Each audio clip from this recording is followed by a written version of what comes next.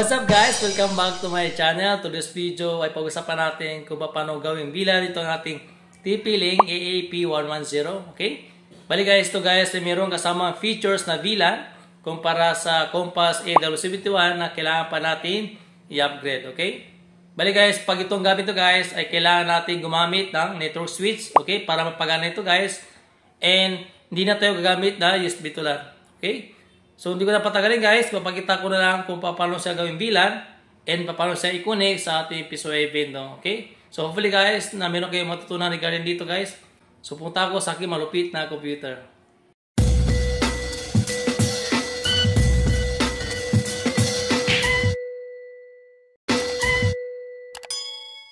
Okay guys, bali naka-turn on ang ating antenna. Okay? Kung sakali guys na naka-config itong ating antenna, kailangan natin ibalik sa default. So, kailangan natin i-reset.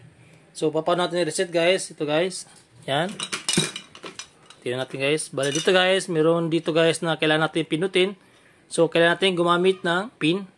Bali guys, i-reset ko na siya. Okay. Yan. Tapos at least mga 5 seconds o 10 seconds. Malaman natin guys, pag yung ilaw dito guys ay magpatay, hindi mag-restart. Okay. Yan. So, yan. Tingnan natin guys. Ayun, nag-reset na siya guys. Okay. Bali, para maging bilang siya guys, kailangan talaga natin ibalik sa default. Okay. So, ito guys ay nakakonect sa aking computer. Itong LAN. Sa LAN port. Paputi ito sa aking computer. Yan. Ito guys. Tapos, itong wire ay connected sa aking antenna, okay?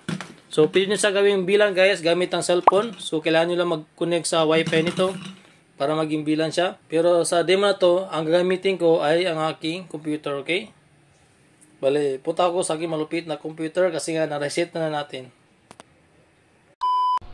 Okay guys, bale, connected na ang ating antenna sa ating computer. Bale, simulan natin i-config, okay? So, ang first step guys, kailangan natin gawin static itong ating computer para makita o mabuksan natin yung admin portal ng ating antenna, okay? Una guys, gawin natin static ang ating computer, okay? Bali, i-click natin yan. Then right click, tapos click ang open network and internet settings, okay? Tapos, click natin yung change adapter option, yan. Okay, tapos right click. Click natin yung internet, tapos right click, properties, tapos click natin ito guys, internet protocol version 4, yan, tapos click properties, okay. So check natin o i-click natin yung use the following IP address, yan, tapos ilagay natin dito guys, okay. So ang default IP address ni TP-Link AAP110 ay 192.168.0.254, so kailangan naka-series siya dun yung ilalagay natin na IP address, okay? So, sa akin guys, itong ilalagay ko, 192.168.0.10. So, depende sa inyo guys, basta naka-series lang siya, okay? Subnets, yan, 255.255.255.0. Okay, sa default gateway, ang ilagay natin yung IP ni TP-Link AAP110 254, yan, okay? Subukan natin. Tapos punta tayo sa paborito natin na browser. Okay, click natin yan. Okay, type natin 192.168.0.54, yan, enter. Okay, lumabas na ang admin portal ni TP-Link AAP110. Okay, so ano ang default username and password? Ito yan guys, admin, yan, tapos enter. Okay. Okay. Bali guys, dito ay gina-required ka na maglagay ng bagong username and password. So, sa akin guys, admin.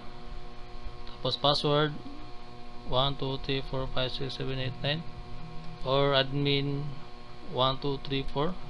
For the demo lang ito guys. Kaya kayo bala guys kung anong gusto nilagay dito guys na password, admin 1234. Yan. Okay, next. Tapos Wi-Fi name, SSID. So ang ilagay ko dito guys ay piso Wi-Fi zone. Yan.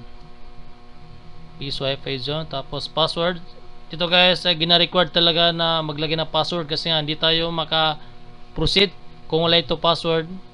Kaya temporary guys, maglagay ako ng password and then ipapakita ko kung paano siya tatanggalin, okay? Bali temporary, admin 1234.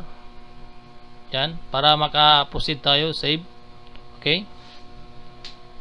Ayun. Okay. Finish.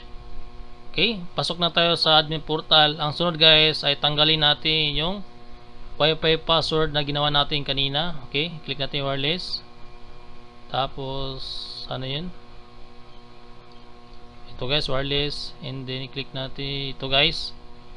Click natin yan. Edit. Tapos i-disable natin yung Wi-Fi password. Ito guys, click natin yan. None. And then okay.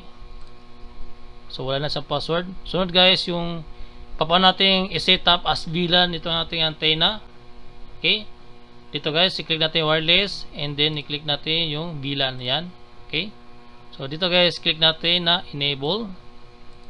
Enable natin siya guys and then ilalagay natin yung VLAN ID na kailangan natin. Okay? So normally guys, sa mga Piso Wi-Fi Bendo, ang default ID na VLAN ID na nakalagay doon ay 13, 15 o 22.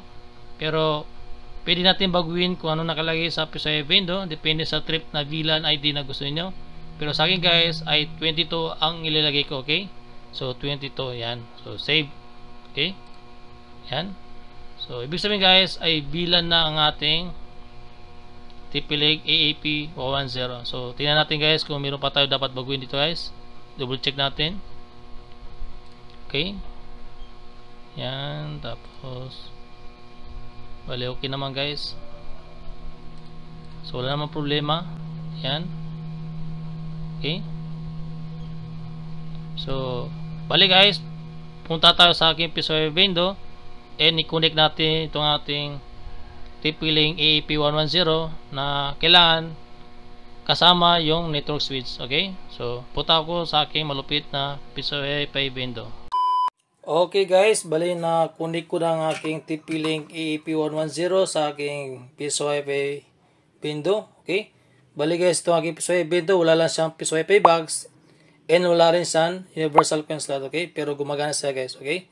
So bago ko nilagay itong aking antenna dito guys, ay ginawa ko muna o gi-config ko muna sa guys as VLAN itong aking Piso Wi-Fi Bendo. Okay. So bali guys, ang gamit ko guys sa LPB. Bali guys, ang ginawa ko guys, ay ginawa ko siya VLAN. Tapos VLAN 22 ang nilagay ko guys. Okay. Bali, paano ko sa gi-connect guys. Okay.